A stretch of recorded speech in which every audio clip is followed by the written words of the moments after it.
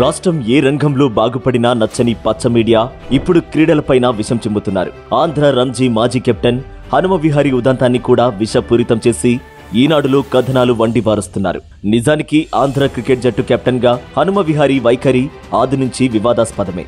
జట్టు సభ్యుల పట్ల అనుచితంగా ప్రవర్తించి దుర్భాషలాడుతుంటారన్న ఫిర్యాదులున్నాయి. అవన్నీ వాస్తవమేనని విచారణలో తేలడంతో చర్యలు తీసుకున్నారు. 2021 నవంబర్లో తిరుపతిలో వరదల్లో ప్రజలకు ఆహార పదార్థాలను హనుమ విహారీ ఫౌండేషన్ అందించింది. ఫౌండేషన్ సహాయ కార్యక్రమాల్లో 2 వాలంటీర్లు ఎన్టీఆర్ ట్రస్ట్ టీ-షర్ట్స్ వేసుకుని కనిపించారు. దీంతో వరద బాధితులకు ప్రభుత్వం సహాయం చేయడం లేదని తామే చేస్తున్నామంటూ టీడీపీ ప్రచారం చేసుకుని ప్రభుత్వంపై బురద జల్లే ప్రయత్నం చేసింది.